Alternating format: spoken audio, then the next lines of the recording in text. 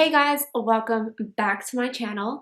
It's been a while, you guys. It has been a while. It's been 2 weeks. It's not a long time, but it's half a month. If you think about it, that's a long time. I don't know, for me it is because I'm just so used to filming and editing and posting a video every week that like it just feels weird not filming. But honestly, I just haven't had any ideas. Like, don't get me wrong. I have an entire list of ideas that I can use for videos, but they just haven't been the right videos for like the right time. Like, I don't know, I just haven't been excited to film them, you know? But the holidays are coming up and I know that the creativity juices will be flowing and I will be able to come up with more video ideas. But anyways, let's just get into this video. As you can tell by the title, I'm going to be discussing with you my anxiety and how I have dealt and currently deal with my anxiety today. So let's get into it. So to give you a little bit of background on my anxiety, I think I started noticing that I had anxiety when I was like around 18, but then looking back and kind of looking at certain situations and how I dealt with those situations, I would say I probably have had anxiety maybe since I was 16. It could go back further, but I don't know. That's just basically what I could remember. So I would say my first sort of anxiety kind of like attack,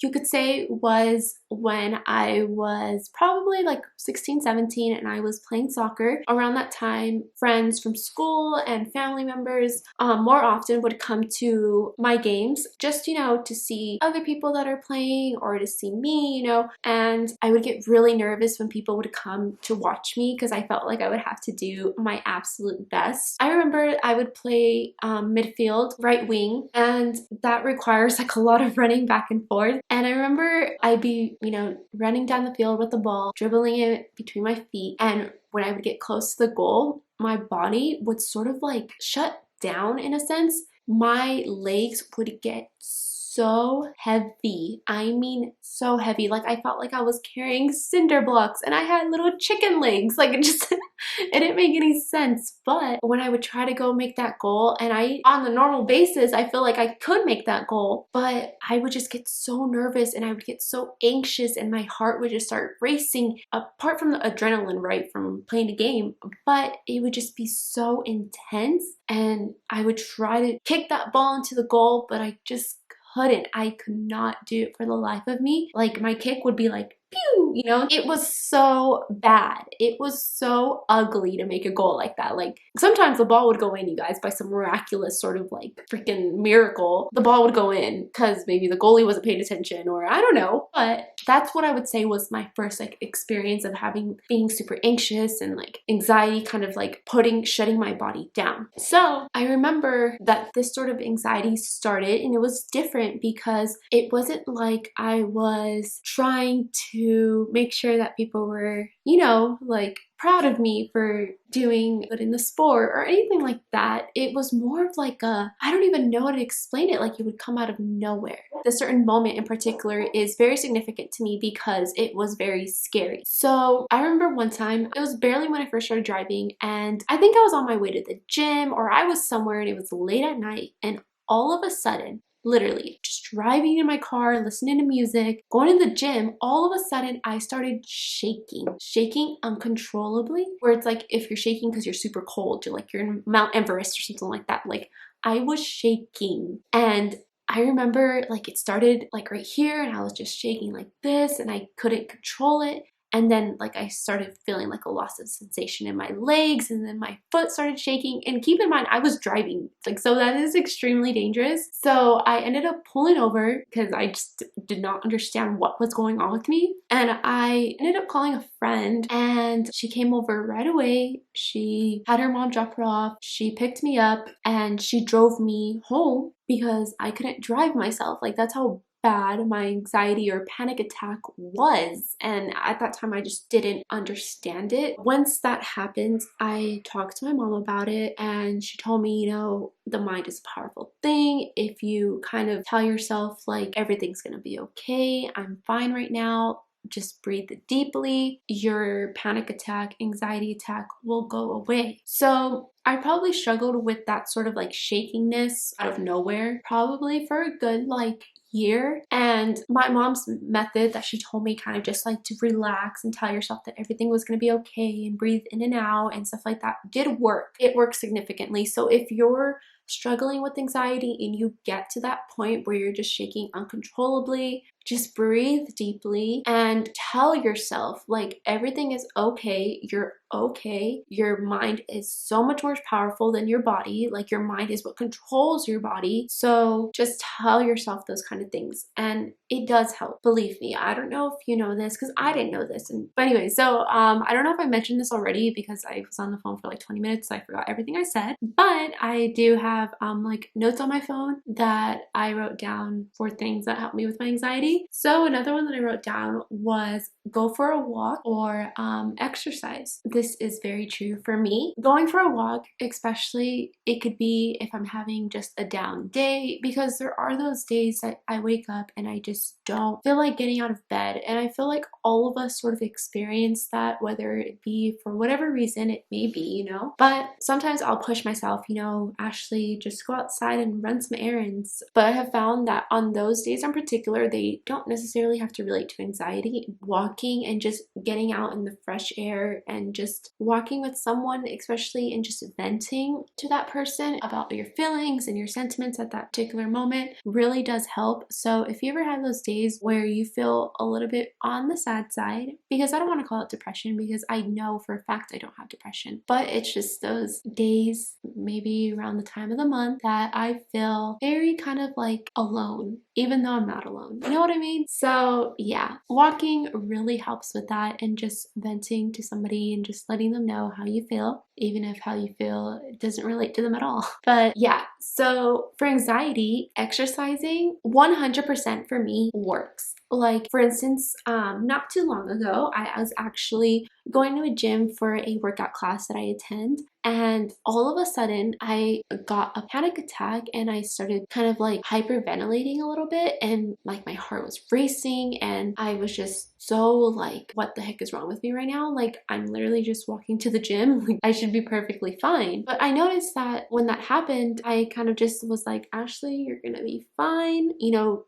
giving myself words of affirmation, just basically telling myself that everything was going to be okay. I went to my workout class, I worked out, took probably about 5 to 10 minutes for my anxiousness to go away, and it did eventually. And I truly believe it's because I was exercising, kind of occupying my mind with something else other than I'm having a panic attack. So I would definitely recommend exercising. It really does help. So something important to take note of when you are having an anxiety attack is to kind of analyze your situation and see what is causing your anxiety at that particular moment. So for instance, I hate being in enclosed spaces, like super tiny spaces, especially with a lot of people. I just feel very like claustrophobic. I went to go see a therapist, and within the Hispanic culture, I feel like going to talk to somebody that isn't like your family, that's a complete stranger, is kind of like against the rules. It's kind of taboo. And for me, I thought it was like, I thought my mom, you know, was gonna be like, no, like you shouldn't be talking about your issues to other people and stuff like that. But she was kind of like encouraging about it, because a therapist basically just studies this. You know, they study people, they see people's habits and stuff like that. And me going to go see a therapist was really good,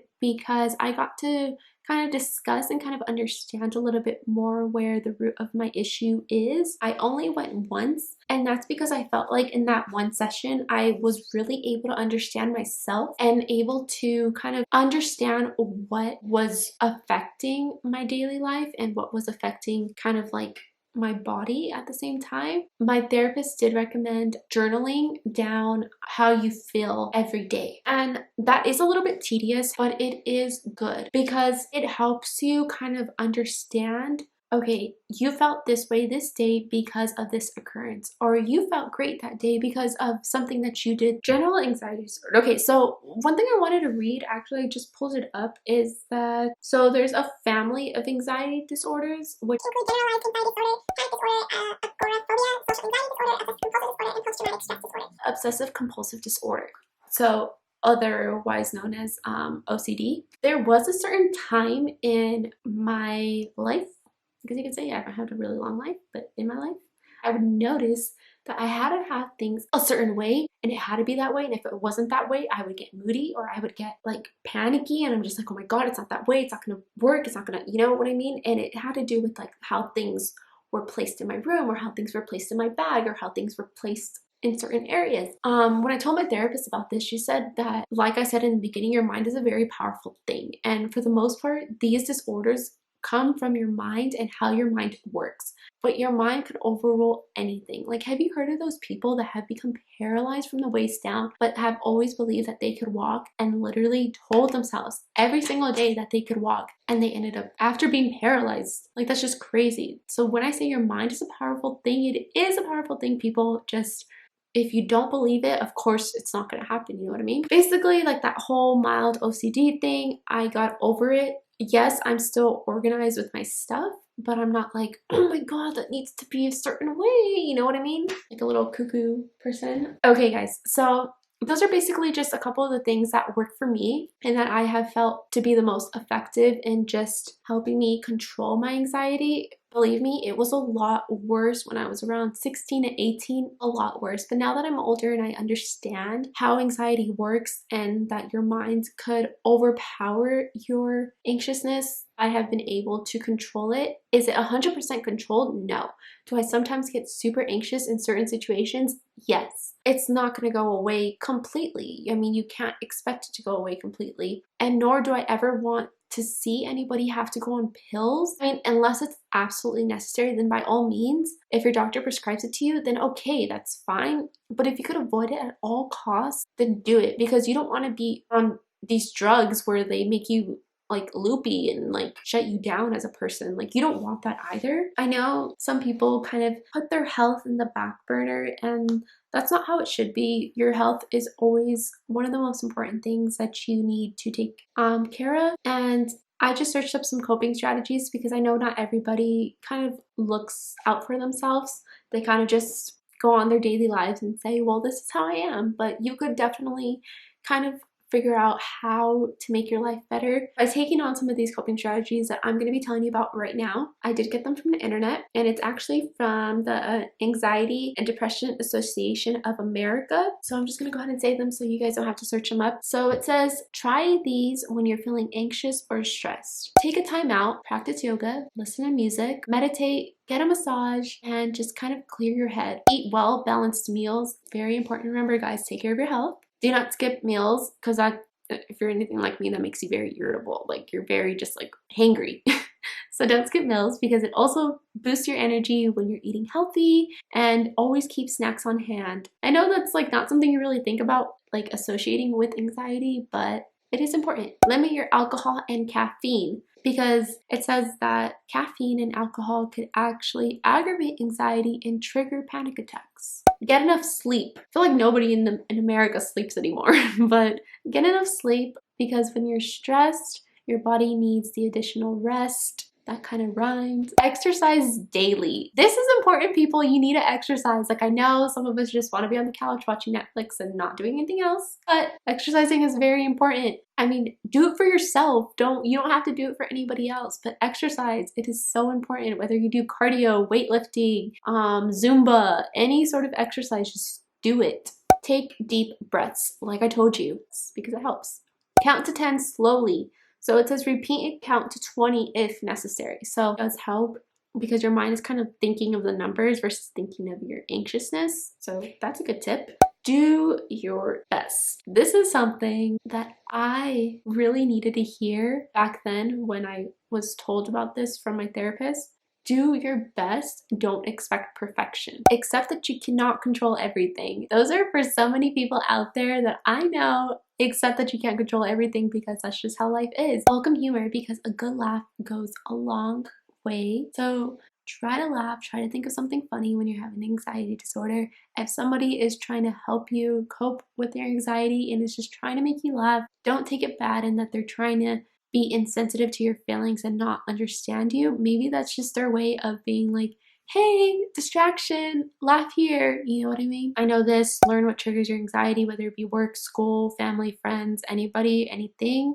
Learn what it is and journal it down and talk to someone. Like I mentioned, I go on long walks, I talk to someone, it really does help. So yeah, that's all I got from that website, and I hope that really did help you. If you do struggle with anxiety, you are not alone, and I know you're not alone because it is talked about almost everywhere and anywhere nowadays, and that's very good because like they say, mental health is very important because if your mental health isn't good, your physical health won't be good either. Don't let anybody ever tell you that you're crazy because of how you feel inside. But remember, your mind is the most powerful thing and you could overcome anything by telling yourself you could overcome anything. So yeah, if you haven't already, make sure to like and subscribe and to turn on your post notifications so you never miss a video. Bye!